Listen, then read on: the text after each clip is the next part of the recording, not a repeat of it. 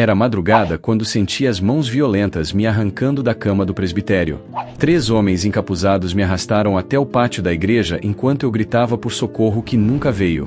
Eles tinham cordas grossas, dessas de amarrar barco. Me jogaram no chão e começaram a me amarrar junto com a estátua da Virgem Maria que ficava no altar principal, aquela que eu tinha defendido publicamente dias antes. Um deles cuspiu na minha cara e disse: "Já que você ama tanto essa imagem, vai morrer abraçado com ela." O hálito dele cheirava a cachaça barata e raiva acumulada. Me carregaram até uma caminhonete velha, dessas que fazem barulho no motor. Dirigiram por quase 1 hora até chegarmos à margem suja do rio Tietê. O cheiro de esgoto era insuportável. Aquele fedor entrava pelas narinas e grudava na garganta. Amarraram pedras pesadas nas cordas que me prendiam à imagem. Pedras cinzas, úmidas, que pesavam tanto que eu mal conseguia respirar com a pressão no peito. Tentei rezar, mas o medo paralisava minhas palavras. A boca seca, as mãos tremendo amarradas, o coração batendo tão forte que parecia que ia explodir. O último homem olhou nos meus olhos. Era um olhar frio, vazio, como se eu não fosse uma pessoa ali na frente dele. Apenas um problema a ser resolvido. Ele disse devagar: "Vamos ver se sua santa te salva agora, padre." E me empurraram. A água escura e gelada me engolou junto com a estátua. Começamos a afundar rapidamente. O frio cortava como lâmina. A água suja entrou pelo nariz, pela boca. Tentei prender a respiração, mas o pânico consumia o ar dos meus pulmões, afundando cada vez mais. A escuridão embaixo era total. Não via nada. Só sentia o peso me puxando para baixo, para um lugar sem volta. Foi nesse momento de desespero total que entendi o que significava estar completamente desamparado. Não tinha mais controle. Não tinha mais voz. Não tinha mais força. Só o peso das pedras e o frio da água me levando para o fundo. Meu nome é Padre Augusto Mendes. Sempre fui conhecido como um sacerdote combativo, daqueles que não têm medo de enfrentar polêmica. Me ordenei há 15 anos e sempre tive convicção absoluta sobre meu papel: defender a doutrina católica com todas as forças, sem concessões, sem medo de confronto. Trabalhava numa paróquia da zona oeste de São Paulo, numa região dominada por milícias e pelo crime organizado. Uma área onde a violência fazia parte do dia a dia das pessoas. Onde mães choravam filhos perdidos para o tráfico. Onde famílias inteiras viviam com medo de sair de casa depois das 6 da tarde. Meus sermões eram duros, diretos. Eu não tinha paciência para meias palavras. Denunciava a corrupção dos políticos locais, aqueles que apareciam na igreja só em época de eleição. A violência dos grupos criminosos que aterrorizavam os comerciantes do bairro. A exploração dos pobres por agiotas e traficantes. Mas o que me deixou marcado na comunidade foi minha defesa feroz da devoção mariana. Eu não aceitava que ninguém desrespeitasse a imagem de Nossa Senhora. Para mim, aquilo era sagrado, intocável. E eu estava disposto a brigar por isso. Quando grupos evangélicos radicais começaram uma campanha agressiva na região, a coisa ficou séria. Eles invadiam as missas, gritando que éramos idólatras. Quebravam imagens nas procissões. Chamavam os católicos de cegos, de enganados, de adoradores de estátuas. Eu reagi com a mesma intensidade. Organizei vigílias de reparação toda sexta-feira. Procissões gigantescas que tomavam as ruas do bairro inteiro. Debates públicos acalorados na praça principal, onde eu enfrentava os pastores cara a cara, versículo por versículo. Minha irmã Beatriz, que era freira numa congregação contemplativa, sempre me alertava quando vinha me visitar: "Augusto, cuidado com o orgulho disfarçado de zelo. Você está defendendo a fé ou defendendo seu ego?" Mas eu ignorava. Achava que ela não entendia. Achava que estava lutando a boa batalha, que Deus honraria minha coragem. Me tornei inimigo declarado de muita gente poderosa. Políticos corruptos que eu denunciava pelo nome durante as homilias. Criminosos que eu confrontava quando ameaçavam os fiéis. Líderes religiosos que eu desafiava publicamente em debates transmitidos pela rádio comunitária. Recebia ameaças constantes. Bilhetes embaixo da porta do presbitério. Ligações no meio da noite com vozes distorcidas. Pichações na parede da igreja. Mas nunca recuei. Minha fé era minha armadura, ou pelo menos era isso que eu acreditava. Eu me via como um soldado de Cristo, disposto a morrer pela verdade se fosse necessário. As ameaças foram aumentando com o tempo. Primeiro eram só palavras. Depois vieram os gestos mais diretos. Quebraram o vidro do meu carro. Invadiram o presbitério quando eu não estava e reviraram tudo. Deixaram uma coroa de espinhos ensanguentada em cima da minha cama. Um recado claro. Os fiéis começaram a ficar com medo. Alguns pararam de frequentar a igreja. Outros me procuravam discretamente pedindo que eu parasse com as denúncias, que eu abaixasse o tom. Padre, o senhor tá mexendo com gente perigosa. Essas pessoas não perdoam. Mas eu não ouvia. Achava que era covardia. Achava que quem tinha medo não tinha fé suficiente. Continuei pregando contra a corrupção, contra o crime, contra os ataques à igreja. Cada sermão era mais inflamado que o anterior. Minha irmã Beatriz veio me visitar numa tarde de domingo, depois da última missa. Ela tinha os olhos vermelhos, como se tivesse passado a noite inteira rezando. Sentou na sacristia comigo e segurou minhas mãos com força. Augusto, eu tô com medo por você. Não é sobre ter razão ou estar errado. É sobre você estar vivo. Eu ri. Um riso amargo, cheio de arrogância. Bia, se eu morrer defendendo a fé, vou morrer como mártir. Deus vai me receber de braços abertos. Ela me olhou com uma tristeza profunda e disse apenas: você acha que Deus precisa de mártires orgulhosos? Aquela frase me incomodou, mas eu empurrei para longe. Não queria pensar nisso. Tinha certeza absoluta de que estava certo, de que estava fazendo a vontade de Deus. Afinal, Jesus não tinha enfrentado os fariseus? Não tinha virado as mesas dos vendilhões no templo? Eu estava apenas seguindo o exemplo dele. Na semana seguinte, organizei a maior procissão que aquela comunidade já tinha visto. Convidei padres de outras paróquias. Fiz propaganda na rádio comunitária. Espalhei cartazes por todo o bairro. Seria uma demonstração de força da fé católica. Uma resposta definitiva aos ataques que vínhamos sofrendo. A procissão foi um sucesso em número. Centenas de pessoas saíram às ruas com velas, terços, cânticos. A estátua de Nossa Senhora era carregada por 12 homens, enfeitada com flores brancas e azuis. Eu caminhava na frente, de batina impecável, segurando o crucifixo alto. Mas eu não percebi os olhares. Os rostos tensos de algumas pessoas nas calçadas. Os carros que passavam devagar demais. Os homens encapuzados que nos observavam de longe, anotando, filmando, planejando. 2 dias depois da procissão, recebi um telefonema anônimo. A voz era calma, quase educada. Padre Augusto, o senhor teve sua chance de parar. Agora é tarde. E desligou.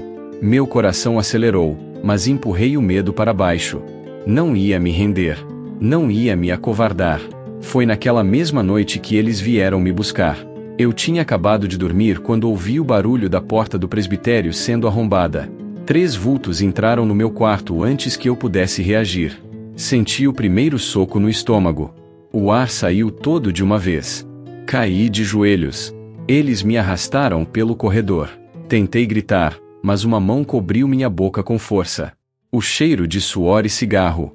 O frio do chão nas minhas costas enquanto me arrastavam pelas escadas. Meu ombro batendo nos degraus. Cada impacto uma explosão de dor. No pátio da igreja, eles me jogaram no chão de pedra. Vi a estátua de Nossa Senhora sendo arrancada do altar através da porta aberta. O barulho do mármore raspando. Eles a arrastaram até mim e começaram a me amarrar nela, corda por corda, apertando tanto que eu mal conseguia respirar. Um deles, o mais alto, se abaixou perto do meu rosto. Você queria ser mártir, padre? Vai ter sua chance. E riu. Um riso sem alegria, só crueldade pura. Eles me levantaram junto com a estátua. O peso era insuportável. Cada passo até a caminhonete era uma agonia. Os músculos gritando, as costelas comprimidas pelas cordas. A viagem até o rio foi uma eternidade. Eu rezava mentalmente, tentava lembrar das orações que tinha decorado no seminário. Mas o medo era maior que as palavras. O medo de morrer daquele jeito. Sozinho. Esquecido no fundo de um rio sujo. Quando a caminhonete parou, consegui ouvir o barulho da água. Um barulho constante, pesado, como se o rio fosse uma criatura viva respirando ali perto. O cheiro de esgoto ficou mais forte. Me arrastaram para fora. As pedras do chão machucavam meus joelhos. Vi a margem. A água escura refletindo a lua fraca. Não havia ninguém por perto. Só mato alto, lixo acumulado, e aquele rio que parecia engolir tudo ao redor. Eles amarraram as pedras com ainda mais força. Senti a corda cortar a pele dos braços. Tentei negociar. Tentei implorar. Por favor, eu tenho uma irmã, uma família. Eu posso parar com as denúncias. Posso sair da cidade. Por favor. Minha voz saiu fraca, tremida, patética. Um deles apenas cuspiu no chão perto de mim. O mais alto, aquele que parecia mandar nos outros, se agachou na minha frente uma última vez. Tarde demais, padre. Você teve sua chance. E então me empurraram. A queda durou apenas segundos, mas pareceu uma eternidade. O vento gelado no rosto. O som da água se aproximando. E então o impacto. A água estava mais fria do que eu imaginava. Um frio que queimava a pele. Entrou pelas narinas, pela boca, pelos ouvidos. O peso das pedras me puxou para baixo imediatamente. Tentei me debater, mas as cordas não deixavam. Cada movimento apertava mais as amarras. Afundei rápido. A escuridão embaixo da superfície era total. Não conseguia ver nada. Só sentia o peso me arrastando cada vez mais para baixo. Os pulmões começaram a queimar. A necessidade de respirar era desesperadora. Tentei prender a respiração, mas o pânico consumia todo o ar que eu tinha. Meu corpo inteiro gritava por oxigênio.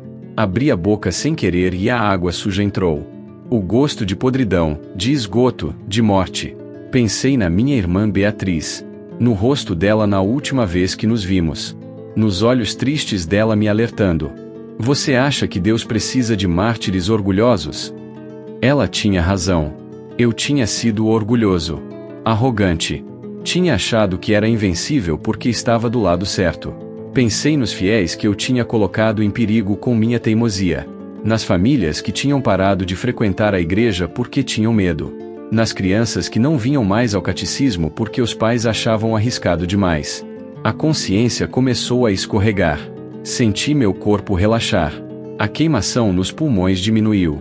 Uma sensação estranha de paz começou a tomar conta. Li em algum lugar que é assim que acontece. No final, o corpo simplesmente desiste e para de lutar. Pensei que ia morrer ali. Esquecido no fundo daquele rio sujo. Que iam me encontrar dias depois, inchado, irreconhecível. Ou talvez nunca me encontrassem. Talvez eu ficasse ali embaixo para sempre, preso àquela estátua que eu tinha defendido com tanta fúria. E então tudo ficou escuro. Não sei quanto tempo passou. Não sei o que aconteceu embaixo daquela água. Só sei que quando acordei, estava numa cama de hospital, coberto de lama seca, com tubos no nariz e nos braços. Uma enfermeira percebeu que eu tinha aberto os olhos e gritou chamando alguém. Um médico entrou correndo. Ele tinha olhos cansados, barba por fazer, jaleco manchado. Padre Augusto, você consegue me ouvir? Tentei falar, mas minha garganta estava em carne viva. Apenas gemi. Ele checou meus sinais vitais, anotou algo numa prancheta, e disse, você tá num hospital público da Zona Leste. Uns pescadores te acharam boiando no rio há 3 dias. Você ficou em coma induzido até agora. 3 dias. Tinha passado 3 dias desde aquela noite. Tentei me lembrar de alguma coisa, mas só havia escuridão. A última memória clara era a água gelada me engolindo. O médico continuou. Sinceramente, padre, é um milagre você estar vivo. Você tinha hipotermia severa, água nos pulmões, múltiplas contusões. Os pescadores disseram que você estava amarrado numa estátua com pedras. Não faz o menor sentido você ter sobrevivido. Ele saiu e me deixou sozinho com meus pensamentos. Olhei para as minhas mãos. Estavam cheias de hematomas, arranhões, as marcas roxas das cordas ainda visíveis nos pulsos. Meu corpo inteiro doía. Passei mais uma semana naquele hospital. Ninguém me visitou nos primeiros dias. Depois descobri que a diocese não tinha divulgado nada sobre o ataque. Oficialmente, eu estava em licença médica. Ninguém sabia que eu tinha sido jogado num rio para morrer. Minha irmã Beatriz apareceu no 5º dia. Quando ela entrou no quarto e me viu naquela cama, desabou a chorar. Segurou minha mão com tanta força que doeu, mas não reclamei. Ela chorou por vários minutos em silêncio antes de conseguir falar. Augusto, quando a Madre Superiora me ligou dizendo que você estava no hospital, eu achei que tinha morrido. Fiquei 3 dias sem conseguir vir porque estava em retiro fechado. Quando finalmente consegui sair e cheguei aqui. Ela não terminou a frase. Apenas continuou chorando. Eu também chorei. Pela primeira vez desde que acordei, deixei as lágrimas caírem. Não era choro de dor física. Era choro de vergonha, de arrependimento, de perceber o quanto eu tinha sido tolo. Bia, você estava certa. Sobretudo, eu fui orgulhoso, arrogante. Achei que estava defendendo a fé, mas estava só defendendo meu ego. Minha voz saía rouca, quebrada. E quase morri por causa disso. Quase te deixei sozinha por causa da minha teimosia. Ela apertou mais minha mão. Você não morreu, Augusto. Você tá aqui. Deus te deu outra chance.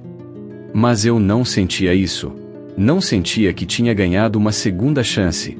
Sentia apenas que tinha sobrevivido por acaso. Recebi alta uma semana depois. A diocese mandou um carro me buscar, mas nenhum superior veio me ver pessoalmente. O motorista era educado, mas claramente desconfortável. A viagem até a paróquia foi em silêncio. Quando cheguei, encontrei a igreja destruída. As portas arrombadas. Os bancos quebrados. O sacrário violado, vazio, as hóstias consagradas jogadas pelo chão. As imagens dos santos quebradas, decapitadas, jogadas pelos cantos. Meu peito apertou. Sentei num dos poucos bancos que ainda estavam de pé e olhei ao redor. Aquele lugar tinha sido minha vida pelos últimos 5 anos. Cada canto tinha uma memória. Batizados, casamentos, primeiras comunhões, velórios. E agora estava destruído. Os fiéis começaram a aparecer quando souberam que eu tinha voltado. Mas os olhares não eram de alívio ou alegria. Eram de medo, de ressentimento, de raiva. Dona Conceição, uma senhora que frequentava a missa todo dia há décadas, foi a primeira a falar. Padre Augusto, com todo respeito, mas o senhor trouxe isso pra gente. Suas brigas, suas provocações. Agora a gente tá com medo de vir na igreja. Meu neto foi ameaçado no caminho da escola porque é coroinha. Minha filha não quer mais trazer as crianças aqui. Outros concordaram. Seu Mário, que ajudava na manutenção da igreja, disse: Padre, a gente respeita o senhor, mas o senhor não respeitou a gente. Não pensou nas consequências das suas atitudes. Agora quem paga somos nós. Cada palavra era uma facada. Porque eram verdadeiras. Eu não tinha pensado neles. Tinha pensado apenas em estar certo, em vencer debates, em mostrar que eu era corajoso. Mas coragem sem sabedoria é só imprudência disfarçada. Pedi perdão a cada um deles. Com lágrimas nos olhos, com a voz embargada, pedi desculpas por ter sido egoísta, por ter colocado meu orgulho acima da segurança deles. Alguns aceitaram. Outros apenas saíram em silêncio. Uma semana depois, recebi a visita de Dom Sebastião, o bispo da diocese. Ele chegou sem avisar, numa tarde cinzenta de quinta-feira. Sentamos na sacristia, no meio da bagunça que ainda não tinha sido completamente limpa. Padre Augusto, você sabe que eu sempre admirei seu zelo. Ele falava devagar, escolhendo cada palavra. Mas zelo sem prudência é perigoso. Você quase morreu. Sua comunidade está com medo. A igreja foi destruída. Precisamos conversar sobre seu futuro aqui. Sabia o que estava vindo. Esperava ser removido da paróquia, talvez ser mandado para algum lugar longe, talvez ser afastado definitivamente. E a verdade é que eu sentia que merecia. Tinha falhado como pastor. Tinha machucado as ovelhas que deveria proteger. Dom Sebastião, eu entendo. Aceito qualquer decisão que o senhor tomar. Eu errei. Errei muito. Minha voz era apenas um sussurro. Não sei mais se sirvo para isso. Não sei mais se tenho o que é preciso para ser padre. Ele me olhou por um longo momento. Havia algo nos olhos dele que não consegui decifrar. Compaixão talvez. Ou tristeza. Augusto, vou te dar licença médica por tempo indeterminado. Você precisa se recuperar, fisicamente e espiritualmente. Depois conversamos sobre onde você vai servir. Se é que vai servir. Aquelas últimas palavras ficaram ecoando na minha cabeça dias depois. Se é que vai servir. Pela primeira vez na vida, considerei seriamente abandonar o sacerdócio. Talvez eu nunca tivesse sido chamado de verdade. Talvez tudo tivesse sido apenas meu ego me enganando. A diocese me enviou para uma casa de retiro no interior, longe de tudo. Um lugar silencioso, cercado de mata, onde padres e religiosos iam quando precisavam se recuperar de crises. Eu estava oficialmente em licença médica, mas na prática estava sendo escondido enquanto a diocese decidia o que fazer comigo. A casa era simples. Quartos pequenos, uma capela modesta, um refeitório onde fazíamos as refeições em silêncio. Havia outros padres ali, cada um com sua própria história de queda. Um tinha desenvolvido alcoolismo.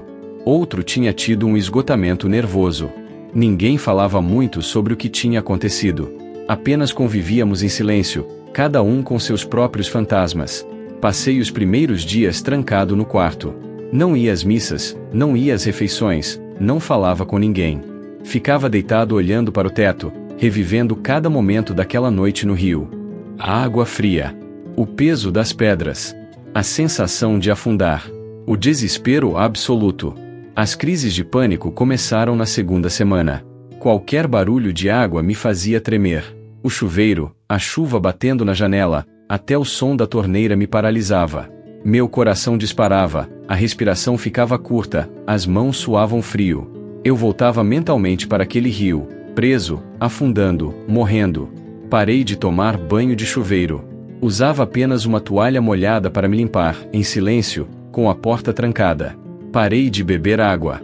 Minha boca ficava seca, mas a simples ideia de engolir líquido me fazia lembrar da água suja entrando pela garganta. O padre diretor da casa de retiro, Padre Olavo, percebeu meu estado. Ele bateu na minha porta numa tarde chuvosa e entrou sem esperar permissão. Sentou na cadeira ao lado da cama onde eu estava deitado e ficou em silêncio por vários minutos. Augusto, você não pode continuar assim. Você precisa de ajuda profissional. Sua voz era firme, mas gentil. Vou marcar uma consulta com um psicólogo que atende religiosos. Não é sugestão. É ordem. Comecei a terapia na semana seguinte. As sessões eram difíceis, dolorosas. Ter que falar sobre o que tinha acontecido, sobre meus erros, sobre meu orgulho, sobre meu medo. Chorava muito durante as sessões. Às vezes não conseguia falar, apenas ficava sentado em silêncio enquanto as lágrimas caíam. O psicólogo, Dr. Fernando, me diagnosticou com transtorno de estresse pós-traumático e depressão severa. Começou a me medicar, mas os remédios pareciam apenas amortecer a dor, não curar. Eu continuava vazio por dentro. 3 meses depois do ataque, eu estava morando sozinho naquela casa de retiro, oficialmente em licença médica, mas na prática abandonado. A depressão me consumia como um buraco negro que sugava toda a luz, toda a esperança, todo o sentido. Parei de rezar o breviário. As horas canônicas que eu tinha rezado fielmente por 15 anos viraram apenas palavras vazias. Parei de celebrar missa particular. Não via sentido em consagrar o pão e o vinho quando minha própria fé estava despedaçada. Parei de usar a batina. Vestia apenas roupas comuns, jeans velhos e camisetas gastas. Passava os dias olhando para a parede do quarto, revivendo cada momento daquela noite. Cada erro que tinha cometido. Cada pessoa que tinha machucado com minha arrogância. Cada consequência da minha teimosia. A raiva crescia dentro de mim como um tumor maligno. Raiva dos homens que fizeram aquilo comigo. Raiva da diocese que me abandonou quando mais precisei. Raiva dos fiéis que me culparam. E principalmente, raiva de Deus. Por que Ele permitiu aquilo? Onde estava Ele quando eu estava afundando, implorando por socorro? Eu tinha dedicado minha vida inteira a servi-lo. Tinha deixado família, carreira, possibilidade de ter filhos, tudo para ser padre. E essa foi a recompensa? Ser amarrado numa estátua e jogado num rio sujo para morrer? Comecei a beber escondido. Coisa que nunca tinha feito antes. Comprava garrafas de cachaça numa cidadezinha próxima e escondia no armário do quarto. Bebia à noite, sozinho, até o torpor substituir a dor.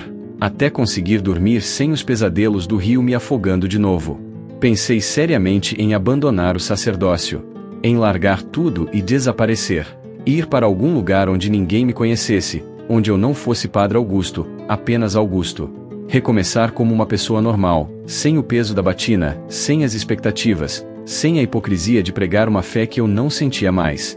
Minha fé, que sempre foi minha rocha, minha identidade, minha razão de existir, tinha virado areia escorregando entre meus dedos. Eu não conseguia mais segurar. Não conseguia mais acreditar. Não conseguia mais ver sentido em nada. Uma noite, depois de beber meia garrafa de cachaça, peguei meu colarinho romano, aquele que tinha usado no dia da ordenação 15 anos antes. Olhei para ele por um longo tempo. Lembrei do dia em que o bispo colocou em meu pescoço pela primeira vez. A alegria que senti. A certeza absoluta de que estava no caminho certo.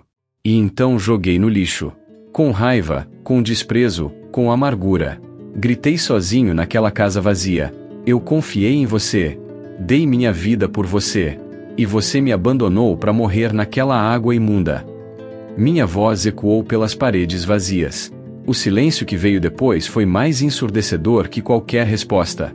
Um silêncio pesado, denso, acusador. Caí de joelhos no chão frio daquele quarto e chorei até não ter mais lágrimas. Até ficar apenas um vazio oco onde antes havia uma pessoa. Foi minha irmã Beatriz quem me encontrou naquele estado deplorável. Ela tinha tentado me visitar várias vezes, mas eu sempre recusava. Dizia que estava bem, que só precisava de tempo. Mas ela percebeu que algo estava muito errado e simplesmente apareceu sem avisar. Quando ela abriu a porta do meu quarto e me viu ali, barbudo, magro, com olhos fundos e roupas sujas, ela não disse nada. Apenas entrou, sentou no chão ao meu lado, e ficou em silêncio por horas. Só segurando minha mão. Até que finalmente eu desabei. Contei tudo. O medo que eu sentia toda vez que via água. A raiva que me consumia por dentro. A fé que tinha desmoronado como um castelo de areia. A vontade de desistir de tudo e desaparecer. As noites bebendo sozinho. Os pensamentos sombrios que me visitavam na madrugada. Chorei como não chorava desde criança. Aquele choro desesperado de quem não tem mais forças. Aquele choro que vem de um lugar tão profundo que dói fisicamente. Ela apenas me abraçou e deixou eu chorar no ombro dela. Quando finalmente consegui parar, ela afastou meu rosto com as mãos e me olhou nos olhos. Augusto, você passou anos defendendo a imagem da Virgem. Mas você alguma vez parou para ouvir o que ela tentava te ensinar? Fiquei em silêncio. Não sabia o que responder. Humildade, Augusto. Entrega. Confiança mesmo no abandono. Você defendeu a imagem, mas não entendeu a mensagem. Suas palavras eram suaves, mas cortavam fundo. Nossa Senhora não precisava que você brigasse por ela. Ela precisava que você aprendesse com ela. Aquelas palavras me tocaram de uma forma profunda. Rachou algo dentro de mim. Percebi que minha defesa da fé tinha sido, no fundo, defesa do meu próprio ego. Da minha necessidade de estar certo. De vencer debates. De ser o herói. De provar meu valor. Eu nunca tinha realmente entregado nada. Nunca tinha confiado de verdade. Sempre tinha controlado, planejado, lutado, forçado. Minha fé era toda sobre minhas ações, meus méritos, minha força. Não sobre graça. Não sobre entrega. Não sobre confiar quando não consigo ver o caminho. Naquela noite, pela primeira vez em meses, ajoelhei no chão frio daquela casa. Não consegui rezar com palavras bonitas. Não consegui recitar orações decoradas. Só consegui sussurrar, com a voz quebrada, eu não sei mais o que fazer. Não sei mais quem eu sou. Me ajuda. Foi a oração mais honesta que já fiz na vida. Será que é assim que Deus quer nos ouvir, sem máscaras, sem performances, apenas o que realmente somos? Minha irmã ficou comigo por uma semana inteira naquela casa de retiro. Ela conversou com o Padre Olavo, pediu que ele tivesse paciência comigo, que me desse mais tempo. Ela limpou meu quarto, jogou fora as garrafas de cachaça escondidas, me obrigou a tomar banho e comer direito. Antes de ir embora, ela me fez uma proposta. Augusto, eu quero que você vá comigo visitar o lugar onde os pescadores te acharam. Sei que você tem medo da água. Sei que vai ser difícil. Mas acho que você precisa fazer isso. Meu corpo inteiro travou só de pensar. Voltar para aquele rio? Ver aquela água suja de novo? Reviver tudo aquilo? Bia, eu não consigo. Não posso. Por favor, não me peça isso. Ela segurou minhas mãos com firmeza. Você não pode passar o resto da vida fugindo, Augusto. O medo só cresce quando a gente alimenta ele. Vamos juntos. Eu vou estar do seu lado. Levou 2 semanas até eu juntar coragem. 2 semanas de pesadelos piores, de ansiedade constante, de querer desistir a cada dia. Mas Beatriz não desistiu de mim. Ligava todo dia, me incentivava, rezava comigo pelo telefone. Finalmente, numa manhã de sábado, pegamos um ônibus até a região onde os pescadores trabalhavam. O trajeto durou quase 3 horas. A cada quilômetro que nos aproximávamos, meu coração batia mais forte. As mãos suavam. A respiração ficava curta. Quando chegamos perto do rio, o cheiro me atingiu primeiro. Aquele mesmo cheiro de esgoto, de água parada, de podridão. Meu estômago revirou. Quis voltar correndo. Mas Beatriz segurou meu braço e disse apenas: respira fundo. Eu tô aqui. Os pescadores, seu Edilson e seu Marcos, ainda estavam no mesmo ponto. 2 homens de pele queimada pelo sol, mãos calejadas pelo trabalho duro, roupas simples e velhas. Eles estavam consertando uma rede quando nos viram chegando. Quando seu Edilson me reconheceu, ficou pálido. Largou a rede e ficou de pé, boquiaberto. Padre! Padre Augusto! Sua voz tremia. Seu Marcos se aproximou também, com os olhos arregalados, como se estivesse vendo um fantasma. Sou eu, sim. Minha voz saiu fraca. Vim agradecer vocês por terem me salvado. Seu Edilson balançou a cabeça, ainda em choque. Padre, a gente precisa te mostrar uma coisa. Precisa mesmo. Vem com a gente.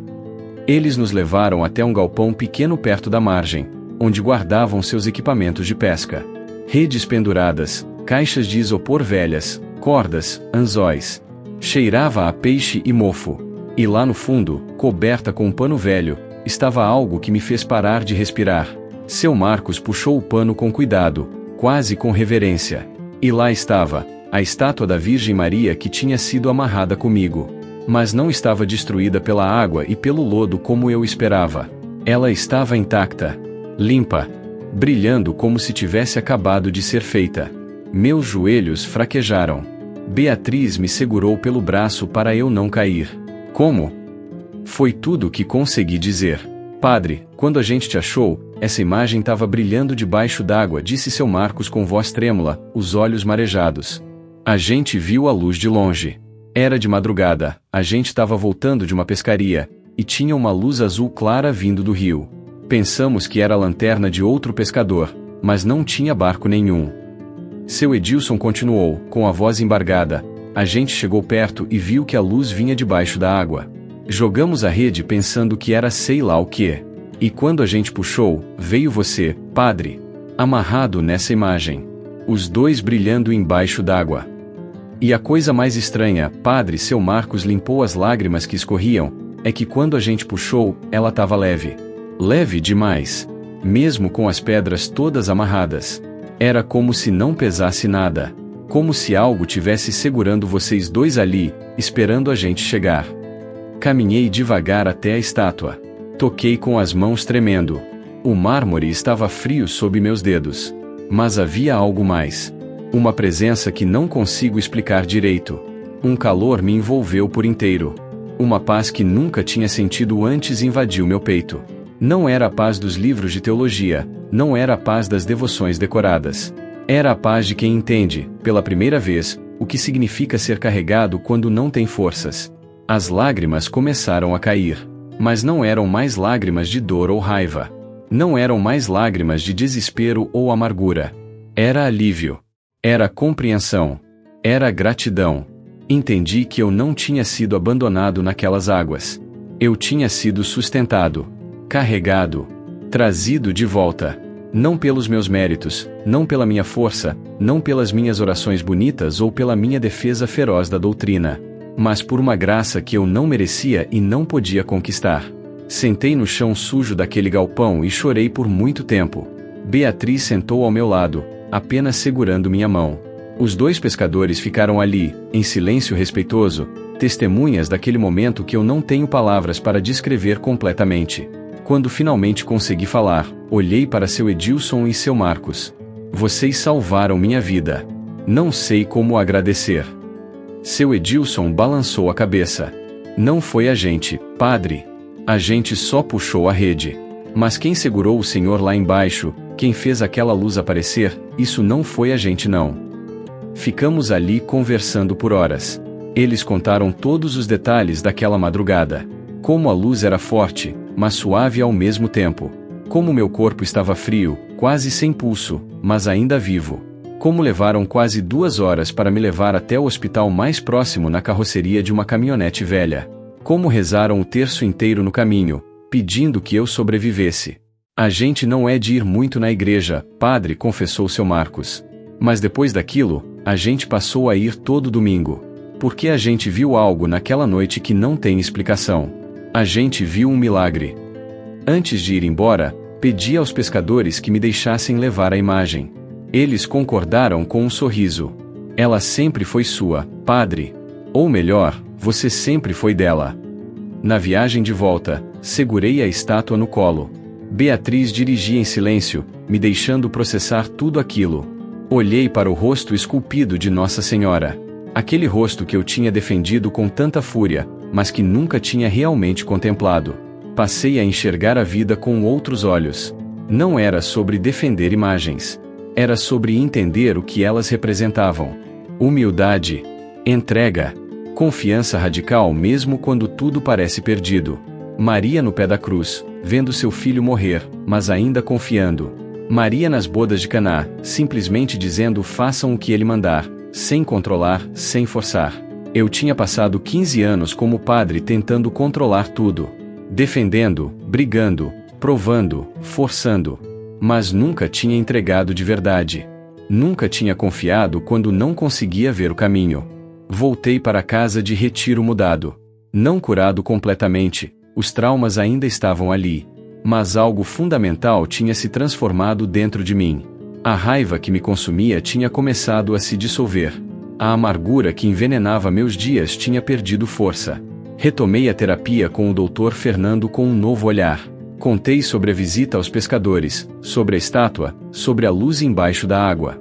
Ele me ouviu com atenção e disse algo que me marcou. Augusto, cura não é voltar a ser quem você era antes. É se tornar alguém novo a partir das cicatrizes. Comecei a rezar de novo. Não as orações decoradas, mecânicas, obrigatórias. Mas conversas honestas. Eu ainda tenho medo da água. Ainda acordo com pesadelos. Ainda sinto raiva às vezes. Mas obrigado por não ter me deixado morrer naquele rio. Obrigado por ter me dado outra chance. 2 semanas depois, recebi uma ligação de Dom Sebastião. Ele queria me ver pessoalmente. Fui até a sede da diocese com o coração apertado, esperando ser oficialmente dispensado do sacerdócio. Quando entrei no escritório dele, ele me abraçou. Um abraço longo, apertado, de pai. Augusto, Padre Olavo me contou sobre sua visita aos pescadores. Me contou sobre a imagem. Sobre a luz. Ele me fez sentar e continuou. Eu errei com você. Eu deveria ter te orientado melhor, ter freado sua impulsividade antes que chegasse nesse ponto. Deveria ter te visitado quando você estava na casa de retiro. Me perdoe. Aquelas palavras me pegaram de surpresa. Dom Sebastião, eu é que preciso de perdão. Fui arrogante, orgulhoso, imprudente. Ele sorriu com tristeza. Nós dois erramos, Augusto. Mas Deus não erra. E ele claramente não terminou com você ainda. Me ofereceu uma nova designação. Uma pequena capela numa comunidade ribeirinha no interior, perto de um rio menor, mais limpo. Um lugar simples, com poucas famílias, longe dos holofotes e das polêmicas. Lá você pode se curar de verdade. Pode aprender a servir sem precisar provar nada para ninguém. Aceitei. Não porque achava que merecia, mas porque entendi que minha vida não era mais sobre merecer. Era sobre aceitar a graça que me foi dada, mesmo sendo indigno dela. A diocese me enviou para uma casa de retiro no interior, longe de tudo. Um lugar silencioso, cercado de mata, onde padres e religiosos iam quando precisavam se recuperar de crises. Eu estava oficialmente em licença médica, mas na prática estava sendo escondido enquanto a diocese decidia o que fazer comigo.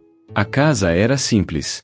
Quartos pequenos, uma capela modesta, um refeitório onde fazíamos as refeições em silêncio.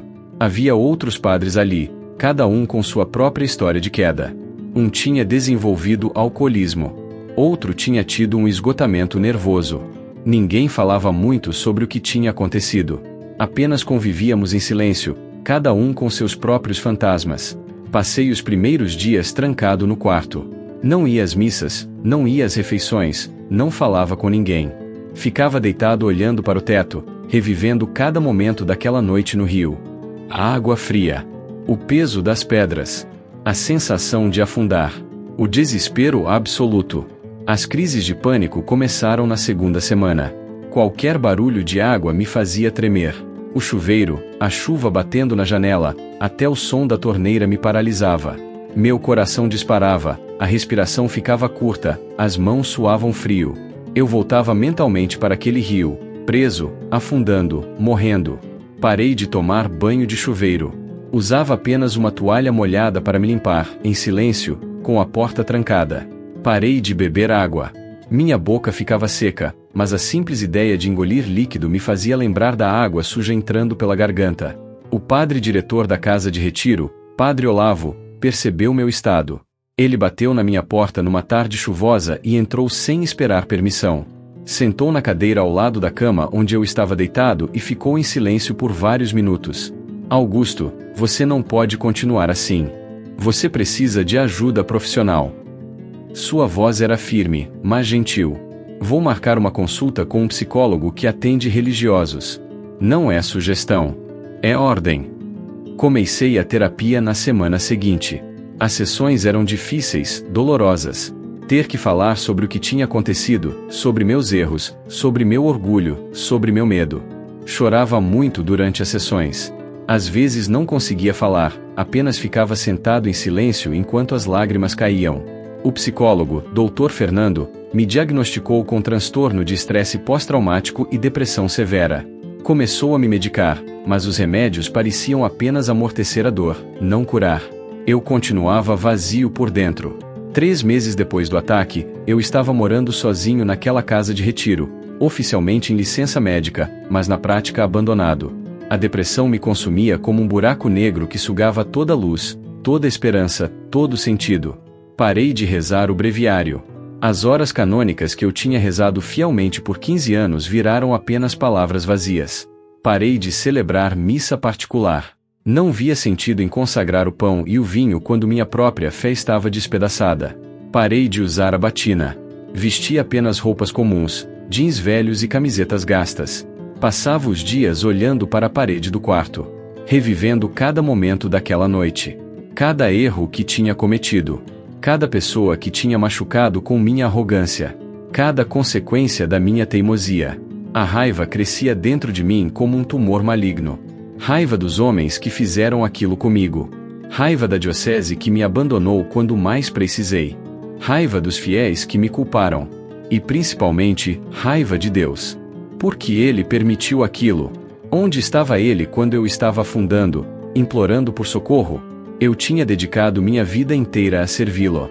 Tinha deixado família, carreira, possibilidade de ter filhos, tudo para ser padre. E essa foi a recompensa? Ser amarrado numa estátua e jogado num rio sujo para morrer? Comecei a beber escondido. Coisa que nunca tinha feito antes. Comprava garrafas de cachaça numa cidadezinha próxima e escondia no armário do quarto. Bebia à noite, sozinho, até o torpor substituir a dor. Até conseguir dormir sem os pesadelos do rio me afogando de novo. Pensei seriamente em abandonar o sacerdócio. Em largar tudo e desaparecer. Ir para algum lugar onde ninguém me conhecesse, onde eu não fosse Padre Augusto, apenas Augusto. Recomeçar como uma pessoa normal, sem o peso da batina, sem as expectativas, sem a hipocrisia de pregar uma fé que eu não sentia mais.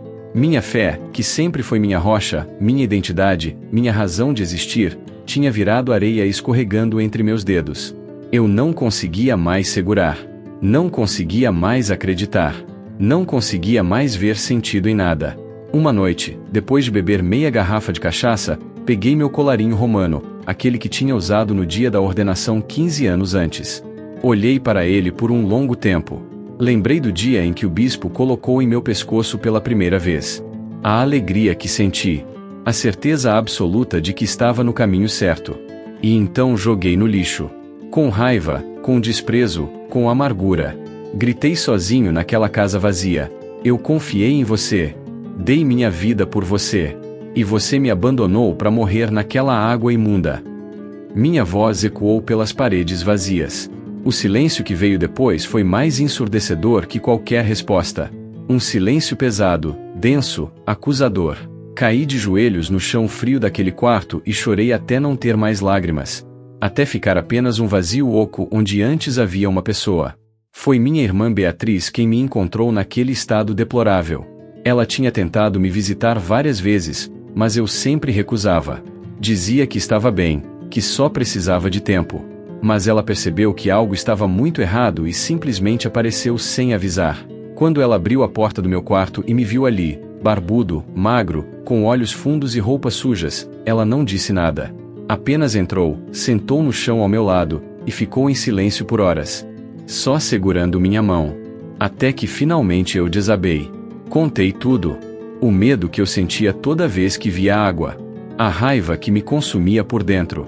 A fé que tinha desmoronado como um castelo de areia. A vontade de desistir de tudo e desaparecer. As noites bebendo sozinho. Os pensamentos sombrios que me visitavam na madrugada. Chorei como não chorava desde criança. Aquele choro desesperado de quem não tem mais forças. Aquele choro que vem de um lugar tão profundo que dói fisicamente. Ela apenas me abraçou e deixou eu chorar no ombro dela. Quando finalmente consegui parar, ela afastou meu rosto com as mãos e me olhou nos olhos. Augusto, você passou anos defendendo a imagem da Virgem. Mas você alguma vez parou para ouvir o que ela tentava te ensinar? Fiquei em silêncio. Não sabia o que responder. Humildade, Augusto. Entrega. Confiança mesmo no abandono. Você defendeu a imagem, mas não entendeu a mensagem. Suas palavras eram suaves, mas cortavam fundo. Nossa Senhora não precisava que você brigasse por ela. Ela precisava que você aprendesse com ela. Aquelas palavras me tocaram de uma forma profunda. Rachou algo dentro de mim. Percebi que minha defesa da fé tinha sido, no fundo, defesa do meu próprio ego. Da minha necessidade de estar certo. De vencer debates. De ser o herói. De provar meu valor. Eu nunca tinha realmente entregado nada. Nunca tinha confiado de verdade. Sempre tinha controlado, planejado, lutado, forçado. Minha fé era toda sobre minhas ações, meus méritos, minha força. Não sobre graça. Não sobre entrega. Não sobre confiar quando não consigo ver o caminho. Naquela noite, pela primeira vez em meses, ajoelhei no chão frio daquela casa. Não consegui rezar com palavras bonitas. Não consegui recitar orações decoradas. Só consegui sussurrar, com a voz quebrada, eu não sei mais o que fazer. Não sei mais quem eu sou. Me ajuda. Foi a oração mais honesta que já fiz na vida. Será que é assim que Deus quer nos ouvir, sem máscaras, sem performances, apenas o que realmente somos? Antes de sair da casa de retiro, procurei cada pessoa que eu tinha magoado ao longo dos anos. Não só os fiéis da paróquia que tinha sido vandalizada, mas gente de muito tempo atrás. Pessoas que eu tinha julgado com dureza em confissões. Seminaristas que eu tinha humilhado quando era professor no seminário diocesano. Colegas padres que eu tinha criticado publicamente por serem frouxos na doutrina. Escrevi cartas para alguns. Fiz visitas pessoais para outros. Peguei ônibus por horas para chegar até cidades distantes onde moravam pessoas que eu precisava pedir perdão. Muitos me receberam com lágrimas e abraços. Alguns bateram a porta na minha cara. E aprendi a aceitar isso com humildade, sem tentar me justificar ou defender. Voltei à igreja que tinha sido vandalizada uma última vez antes de partir para minha nova designação. Encontrei Dona Conceição limpando os bancos que tinham sido consertados. Ela me olhou com surpresa quando me viu entrar. Dona Conceição, eu vim pedir perdão. Minha voz tremeu. A senhora tinha razão. Eu trouxe o perigo para vocês. Coloquei meu orgulho acima da segurança das pessoas que deveria proteger. Me desculpe. Ela largou o pano que estava usando e se aproximou. Por um momento achei que ia me mandar embora. Mas ela apenas tocou meu rosto com a mão calejada e disse: Padre, eu já perdoei faz tempo. Agora você precisa se perdoar também. Aquelas palavras me acompanharam no trajeto até a comunidade ribeirinha onde ia servir. Era um lugar pequeno, esquecido, a 3 horas de estrada de terra da cidade mais próxima. A capela era modesta, construída pelos próprios moradores com tijolos expostos e telhado de zinco. Não tinha ar-condicionado, não tinha som, não tinha nada além do essencial. A comunidade tinha apenas 20 famílias. Pescadores artesanais, pequenos agricultores, gente simples que vivia do que a terra e o rio davam. Quando cheguei, fui recebido por seu Antônio, o coordenador da comunidade, um homem de uns 60 anos, pele curtida pelo sol, sorriso largo. Seja bem-vindo, padre. A gente tá sem padre fixo há quase 2 anos. Só venham de mês em mês celebrar missa. É uma bênção ter o senhor aqui. Ele me levou até uma casinha simples ao lado da capela, onde eu ia morar. 2 cômodos pequenos, uma cozinha básica, um banheiro sem chuveiro elétrico. Os primeiros dias foram difíceis. O calor era sufocante. Os mosquitos não me deixavam dormir. O silêncio da noite era perturbador depois de anos morando em São Paulo. E principalmente, a proximidade do rio me deixava em constante tensão. Mas algo começou a mudar em mim quando comecei a conhecer as pessoas daquela comunidade. Dona Maria, que acordava às 4 da manhã para fazer pão e vender na feira da cidade. Seu João, pescador que dividia o pouco que pegava com as famílias mais necessitadas. As crianças que vinham ao catecismo sujas de terra, mas com os olhos brilhando de curiosidade. Eles não sabiam nada sobre meu passado. Não sabiam das polêmicas, das brigas, do ataque. Para eles, eu era apenas Padre Augusto, o padre que tinha vindo cuidar deles. E essa simplicidade me curou de uma forma que nenhuma terapia tinha conseguido. Comecei a celebrar missa simples, sem grandes sermões. Visitava as casas, sentava na mesa com as famílias, comia o que me ofereciam. Ouvia mais do que falava. Aprendi os nomes de cada criança, cada idoso, cada cachorro vira-lata que corria pela comunidade. E devagar, muito devagar, comecei a me reconciliar com a água. Primeiro apenas olhando o rio de longe. Depois chegando perto da margem. Até que um dia, 3 meses depois de chegar, consegui molhar os pés na água pela primeira vez desde o ataque. Chorei naquele momento. Não de medo, mas de gratidão. Porque entendi que cura não é esquecer o que aconteceu. Cura é aprender a viver com as cicatrizes sem deixar que elas controlem sua vida. A estátua de Nossa Senhora que tinha sido resgatada comigo do rio chegou alguns meses depois. Dom Sebastião mandou um restaurador trabalhar nela, limpá-la adequadamente, consertar pequenos danos que eu não tinha percebido. Quando ficou pronta, ele mesmo veio trazê-la pessoalmente até a comunidade. A chegada da imagem foi um evento para aquelas 20 famílias. Todo mundo se reuniu na capela. As mulheres trouxeram flores do mato, as crianças enfeitaram o altar com desenhos coloridos. Seu Antônio organizou uma pequena procissão da entrada da comunidade até a capela. Quando Dom Sebastião colocou a estátua no altar que os próprios moradores tinham construído especialmente para ela, senti um nó na garganta. Ali estava ela, a mesma imagem que eu tinha defendido com tanta fúria, que tinha causado tanto conflito, que tinha ido comigo até o fundo daquele rio. Mas agora ela não era mais um troféu das minhas batalhas. Era um lembrete constante da minha fragilidade. Da graça que me sustentou quando eu não tinha mais forças. Do amor que me carregou quando eu não merecia. Comecei a rezar diariamente diante daquela imagem. Não as orações decoradas e mecânicas de antes, mas conversas honestas. Obrigado por não ter me deixado morrer. Obrigado por me dar a chance de recomeçar. Me ensina a amar como você amou, sem orgulho, sem arrogância, apenas servindo. Os anos foram passando naquela pequena comunidade. Construímos uma escolinha para as crianças. Organizamos uma horta comunitária. Comecei um grupo de alfabetização para os adultos que nunca tinham tido chance de estudar. Nada grandioso, nada que fosse virar notícia. Apenas o trabalho silencioso de quem aprendeu que servir não é aparecer. Meus sermões mudaram completamente. Não eram mais combates teológicos ou denúncias inflamadas. Eram convites suaves. Deus te ama como você é, não como você acha que deveria ser. A fé não é sobre estar certo o tempo todo, é sobre confiar mesmo quando não entendemos. Uma tarde, quase 5 anos depois de chegar naquela comunidade, estava sentado na beira do rio com algumas crianças que tinham vindo pescar. Elas riam, brincavam, molhavam os pés na água sem medo. E eu também estava ali, tranquilo, em paz. Uma das crianças, o pequeno Pedro, de uns 7 anos, olhou para mim e perguntou: "Padre, o senhor já teve medo de alguma coisa?" Sorri e olhei para a água que corria mansa. "Já, Pedro. Já tive muito medo. Medo de água, inclusive." Ele arregalou os olhos. "De água? Mas água é tão boa." Ri da simplicidade dele. "É sim, Pedro. Levou tempo, mas eu aprendi isso de novo." Naquela noite, sozinho na capela vazia, ajoelhei diante da imagem de Nossa Senhora. Olhei para aquele rosto sereno, para aquelas mãos que pareciam me abençoar, e sussurrei: "Obrigado. Obrigado por ter afundado comigo. Obrigado por ter me trazido de volta. Obrigado por me ensinar que ser forte não é nunca cair, é aceitar ser erguido quando caímos." Hoje, quando celebro missa naquela capela simples, vejo os rostos daquelas famílias humildes e sei que estou exatamente onde preciso estar.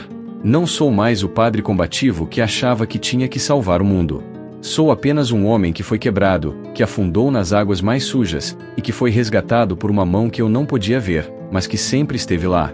Aprendi que defender a fé não é vencer debates ou provar que estou certo. É testemunhar amor mesmo quando não sou amado de volta. É servir sem esperar reconhecimento. É confiar mesmo quando não consigo enxergar o caminho. É aceitar que minha força vem exatamente da minha fraqueza, porque é nela que a graça pode agir. Sou o Padre Augusto Mendes.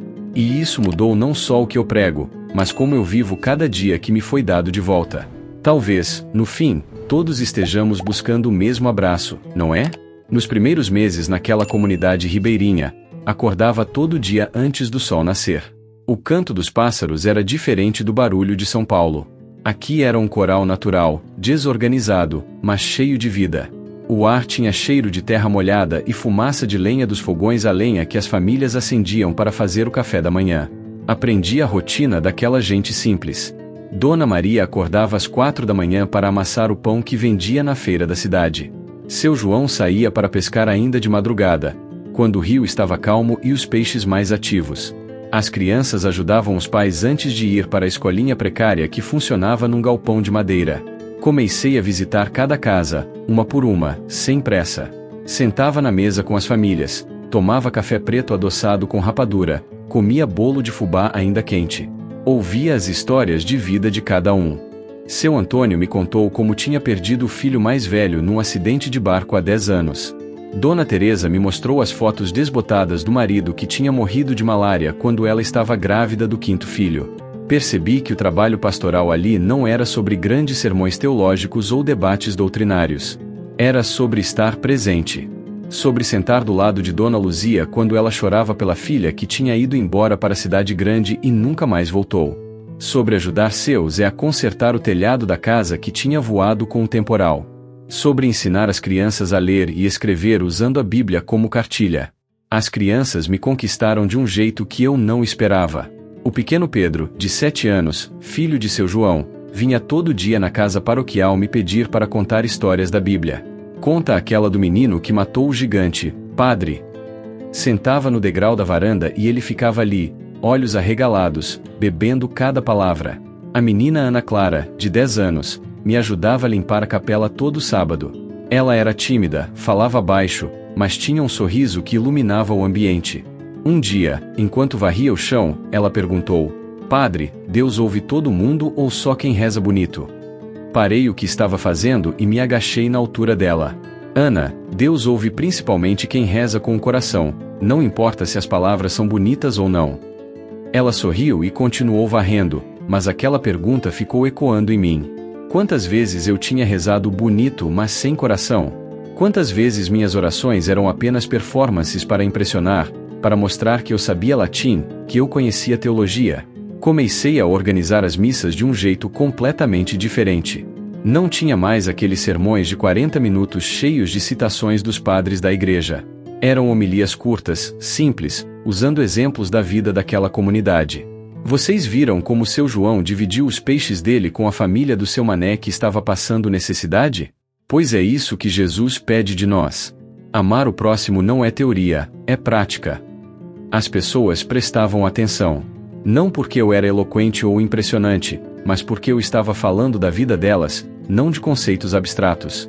Dona Conceição, que tinha vindo da antiga paróquia visitar a irmã que morava na comunidade, assistiu uma missa e depois me procurou chorando. Padre Augusto, o senhor mudou. Mudou de verdade. Aquele padre zangado que eu conheci não existe mais. A reconciliação com a água foi lenta e dolorosa. Nos primeiros meses, eu evitava chegar perto do rio. Quando precisava atravessar de barco para visitar famílias do outro lado, meu corpo inteiro travava.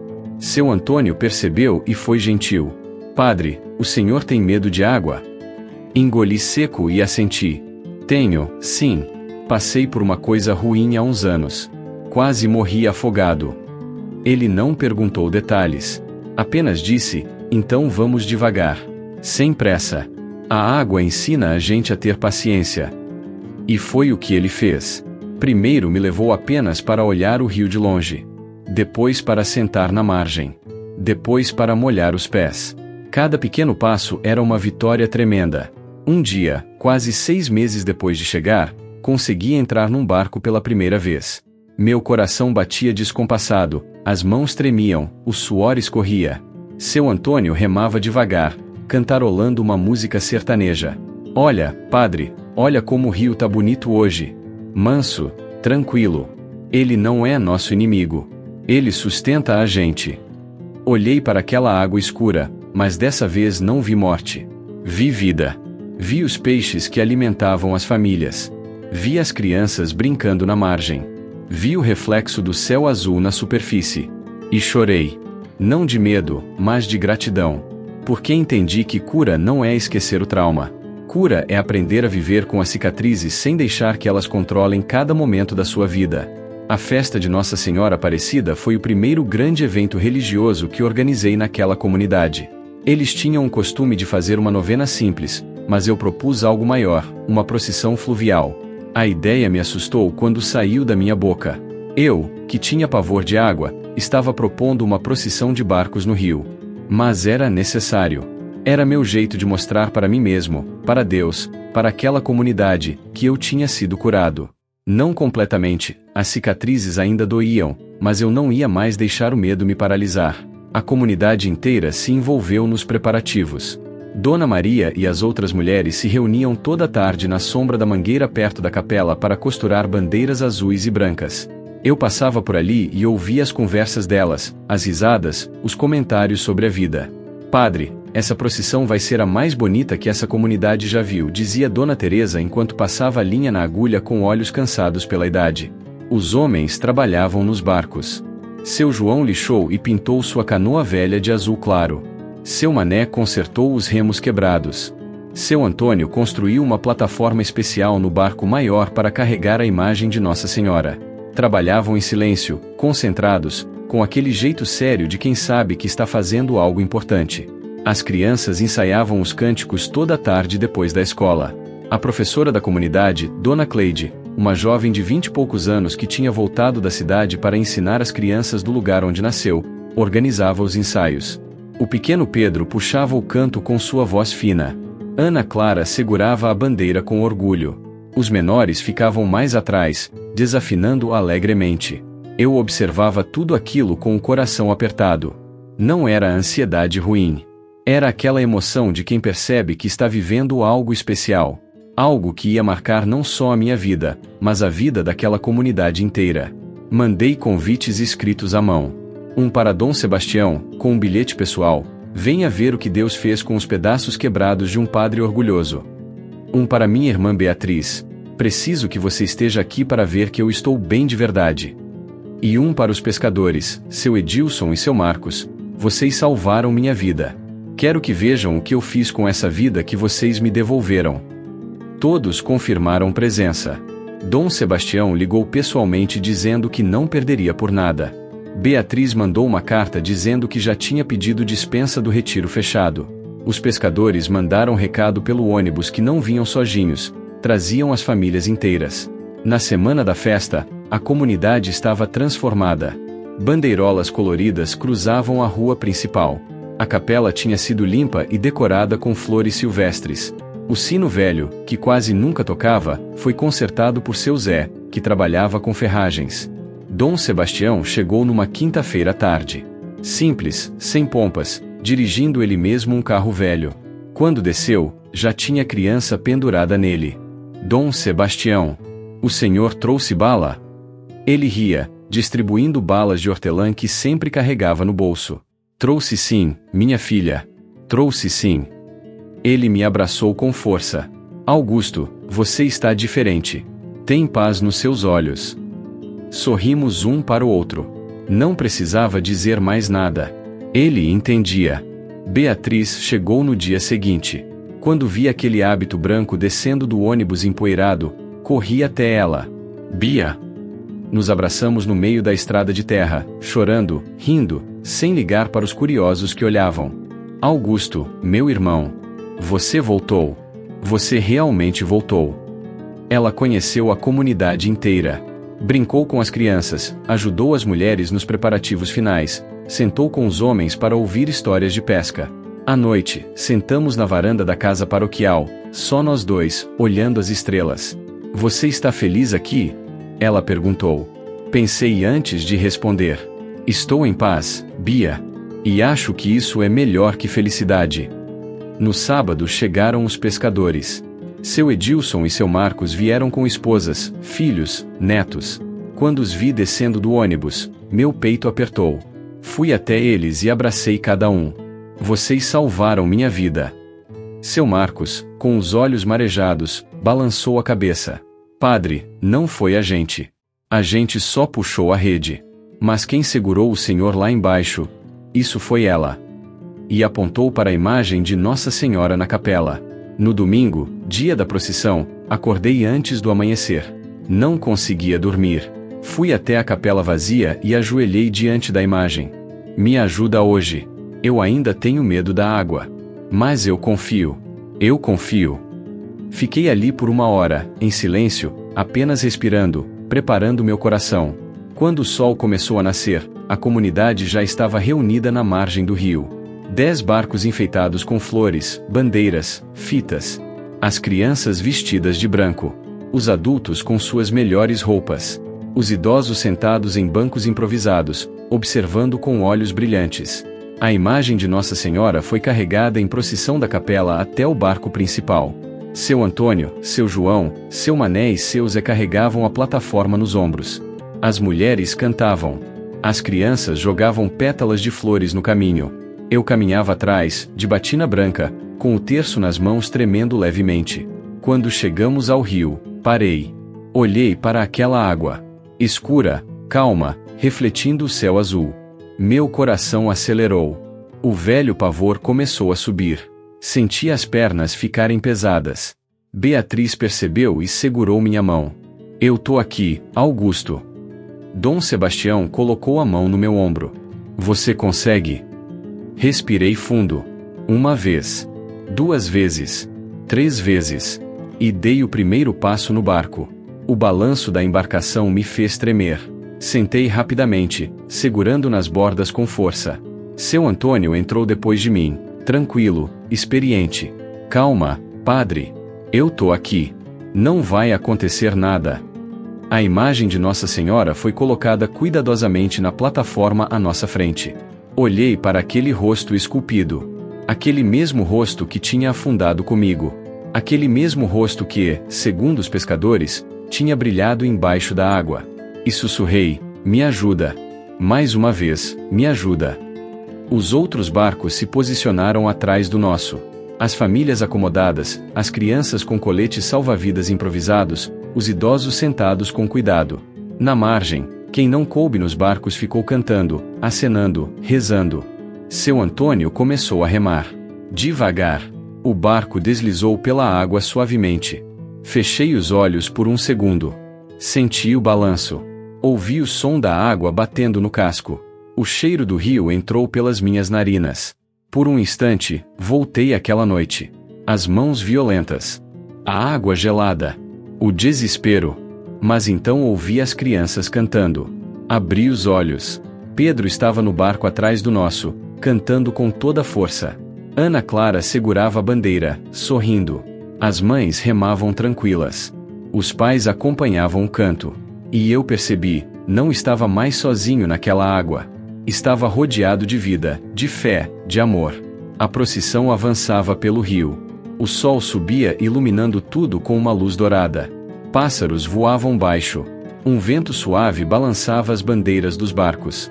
E eu, pela primeira vez desde aquela noite terrível, senti paz na água. Seu Antônio olhou para mim e sorriu. Tá vendo, padre? A água não é sua inimiga. Nunca foi.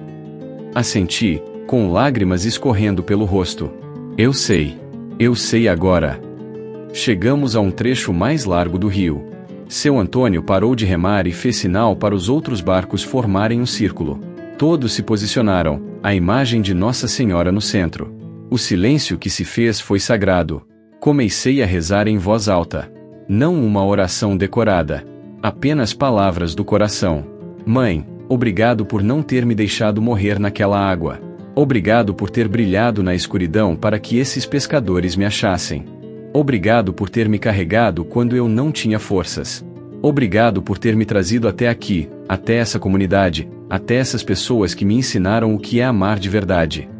As pessoas nos outros barcos choravam. Dona Maria soluçava. Seu João limpava os olhos com as costas da mão. Beatriz tinha o rosto molhado de lágrimas. Dom Sebastião rezava baixinho. Os pescadores, seu Edilson e seu Marcos, olhavam para a imagem com reverência, lembrando daquela madrugada quando viram a luz impossível. E então aconteceu algo que ninguém esperava. O pequeno Pedro, com sua voz de criança, começou a cantar sozinho. Virgem Santa, Mãe querida, protege os filhos teus. Sua voz se espalhou pela água. E um por um, todos começaram a cantar junto. Os barcos balançavam suavemente. A água refletia o céu. As vozes se uniam em harmonia imperfeita, mas sincera. Naquele momento, entendi completamente. Eu não tinha sido abandonado naquele rio sujo anos atrás. Eu tinha sido carregado. A mesma mão invisível que me segurou lá embaixo estava me segurando agora. E estava segurando cada pessoa naqueles barcos. Cada criança, cada idoso, cada pescador, cada mãe. Todos éramos sustentados por um amor que não precisávamos merecer, apenas aceitar.